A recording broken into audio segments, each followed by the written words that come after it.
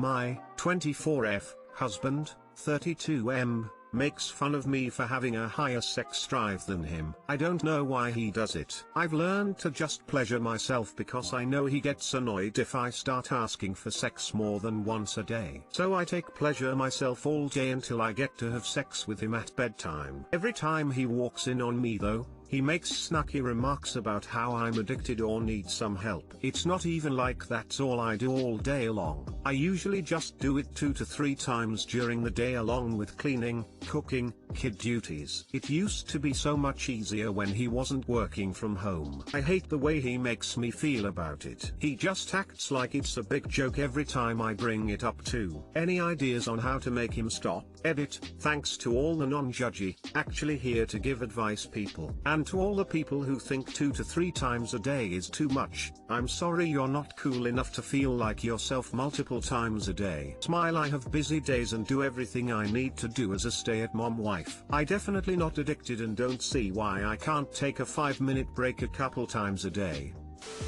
Honestly, walking in on someone masturbating that often would grate on anyone. I'm not saying he's communicated this to you in the best way, but have you considered it makes him really uncomfortable?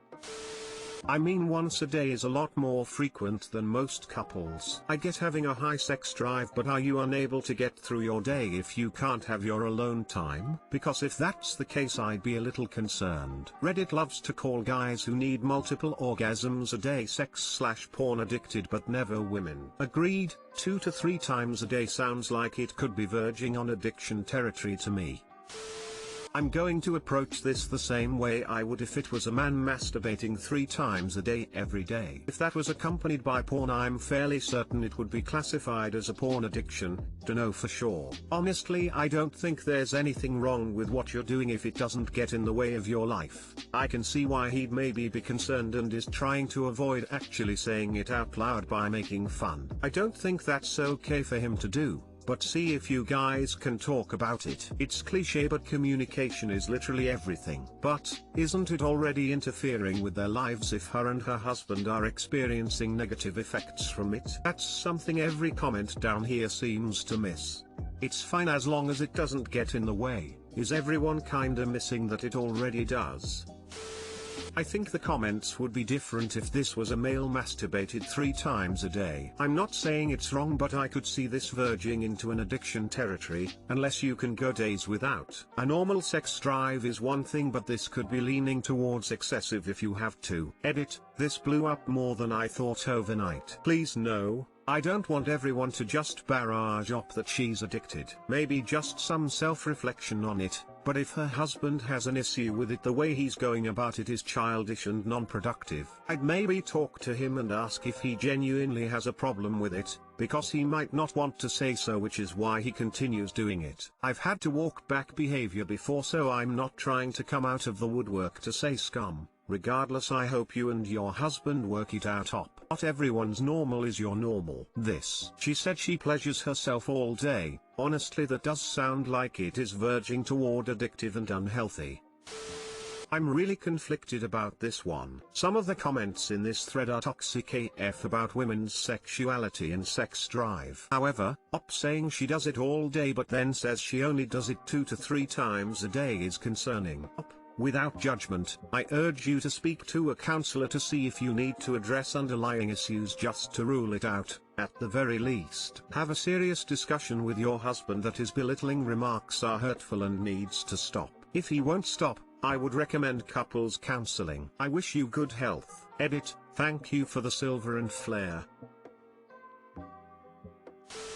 Woke up to my husband not being home from work yet, looked up his location and found that he was at a female co-worker's house. Update, my 25 female husband 27 male works night shifts. The other day he told me he was going to stop before work to one of his co-worker's house for a plate of food as she was hosting Friendsgiving. He was running late, so went to grab a plate of food for his lunch time, which is at like 9 or 10 p.m. I asked him how the food was and then I fell asleep. Fast forward to sometimes after 7:30 am. I wake up and see he's not home. So I start getting worried. He lives 6 minutes away from his work, maybe almost 2 miles away. So he's always home within 10 minutes of getting off work. I searched up his location and he was at the co-worker's house that was hosting the Friendsgiving. I know it was her house because he had told me before that she's lucky she lives 1 minute from the job and that house was 1 minute from his job. My mind instantly went into WTF is he doing there at 7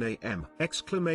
So I texted him, why isn't he home? What was he doing? Why'd he go back to her house? 10 minutes passed and he didn't reply, so I called him and he sent me straight to voicemail. So I FaceTimed him and he picked up getting into his car. He said okay, I'm coming. I was still half asleep, so I just told him why he went there in the first place and why he didn't tell me. He just responded with sorry, I didn't think I'd be there long. So I hung up. When he got home I tried talking to him and told him I've said a bunch of times before that a heads up if you're going someplace would be nice. That way I don't think you're missing, dead, or doing something bad. I also said that since he's told me stories about how she tells him her sexual experiences, my mind went into that direction instantly. I've never felt any way with his work relationship with her that way, just thought she was an oversharer, but still because of that fact my mind instantly thought is something like that happening? So I asked to see what kind of messages he had with her for reassurance to calm my thoughts I was having. Because although I had never had trust issues like that, I really needed to calm my thoughts. I was looking to see if she asked him to go back to her house or if he told her she was going back to her house, but didn't see that. Only saw that at like 4 am she asked if he had tomorrow off and he asked tomorrow as in tomorrow or today, to which she replied today and he didn't reply back.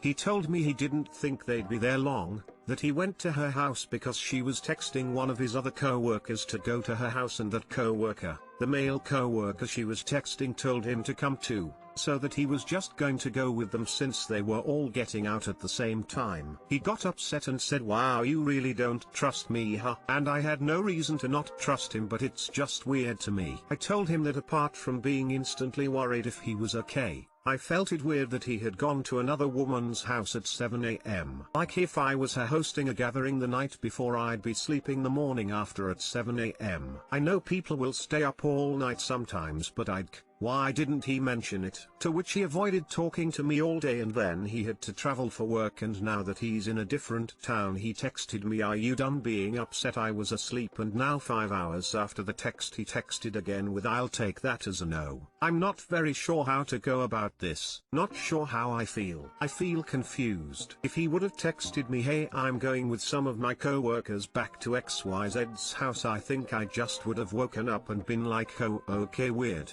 It's so early, but I guess she's still having people over. But because he didn't tell me, it made me think bad. I'm not sure what I'm looking for posting on here. I guess, how would you react if you were in my shoes? Or how would you go about it now after a day of your partner avoiding talking to you? I feel like he didn't even really apologize. Is this something that doesn't need apologies? Am I the wrong one for questioning what he's doing, or is it natural to wonder or have those WTF thoughts? I feel anxious. Should I apologize for questioning what his real motives for going to her house at 7 am were? I'd what to do. Update. I told him I don't understand how countless times I've said I would appreciate a heads up text for things like this. How I don't understand how he could have forgotten to text me when he knows I'm an overthinker and analyze everything. It's bad, I know, but I can't help it. His response was, that's just because I find it ridiculous. You're insinuating that I went to XYZ's house for XYZ. I went earlier the night and met some cool people and went back after my shift to mingle. Am I sorry I didn't let you know?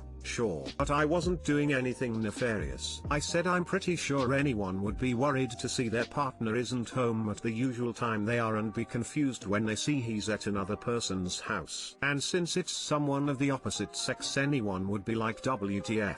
If he just would have texted me in the first place, hey, I'm going back with a few other co-workers to XYZ's house, I would have woken up, seen the text. Still think it's weird since I personally would have wanted to sleep if I were XYZ hosting the gathering, but understand everyone is different and she's used to being up late, but essentially been like, oh okay, that's why he's not home, and just asked how his time was when he got back home. But no, he didn't do that. After mentioned it again. I've mentioned a bunch of times to please let me know when he'll be home late / meeting a friend etc. He left me on read and it's been 5 hours since we've communicated again. So I still feel upset about this whole thing. Update: it's been 4 days since this happened. After 6 hours of not replying to my last message about how I didn't understand how he couldn't have just texted me to give me a heads up when I've told him I'd really appreciate that.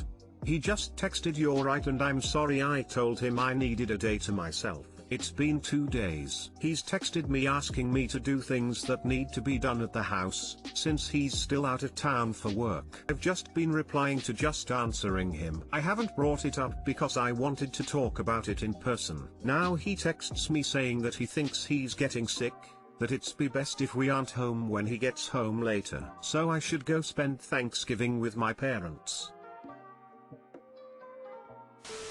What you describe would also puzzle me, and I can understand that you feel worried and insecure. Might be the case that your husband's relationship with that coworker goes beyond what he is comfortable with sharing with you. Note that this does not necessarily mean that he has a sexual relationship with her, but him acting defensive, and portraying your reaction as unjustified, might suggest that there is something that he does not wish to discuss with you. I do not know that much about your marriage, but in general, what I would do in such a situation, is to explain to him how you feel and why. Without assigning blame, there will still be time to do so if appropriate, and communicating what you wish him to do in a neutral way. For example, tell him how you feel about it, for example, puzzled, insecure, and tell him what he could do to make you feel better, for example, to try to acknowledge and understand your feelings. If he makes no efforts to understand your feelings, but frames this incident as you playing a destructive role, it might be the case that he indeed has a relationship with the co-worker. If so, trust that you will find help here,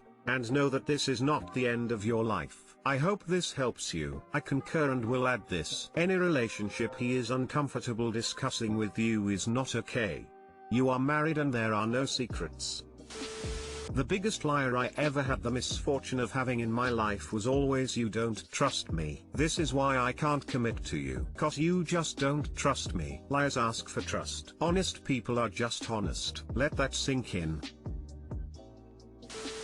I never ever had reason to suspect my husband would ever betray me in the 22 years we've been together. Ever had trust issues or ever doubted his faithfulness in the relationship. He used the "so you don't trust me" line when I questioned him and made me feel silly for asking. 9 months down the line I get the truth and he had betrayed me. I'm not saying your husband has done anything, but it does sound like it's a possibility. It's always sickening when you are absolutely convinced your partner would never be that cruel, and then to find out that they are.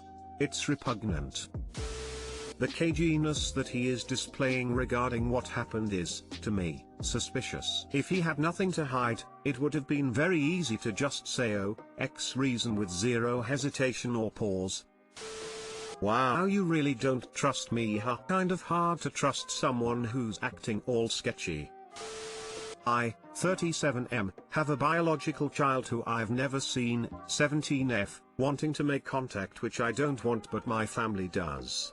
What should I do here? Thrower, TW, rape. Please read beyond the title as it's different to what you expect. When I was 19, I was raped by an older colleague, 34F, after a works night out and she got pregnant. Didn't go anywhere legally as it was my word against hers and she had the kid. Sadly, as there's no proof it wasn't consensual, I had to pay child maintenance until it was 16. Obviously, as it was a product of what happened to me, I wanted nothing to do with it. Told her to raise her rape baby herself. The woman died, not sorry about it, a couple of years back, and I've not heard anything about the kid since, so I had no idea what was going on other than my maintenance stopping. Which was a relief because I finally felt like a millstone had been lifted from around my neck. Because of what happened, I never have been in relationships because of the issues it's caused me, and I haven't got any kids or anything like that, so I feel like I can start living a bit. Brought down to earth a bit last month when my mum said the kid got in touch with her on social media and asked about me/my family and told them she was living with her grandparents herself after her mum died until they both died suicide themselves, so she's not got anyone now. Now my mum is one of these people with a massive soft spot for kids/young people, so feels sorry for her. I told her I don't feel comfortable with her being in touch with us and I want nothing to do with her, so keep her away from me. She seemed upset, but I thought she accepted it. I will say throughout it all since then,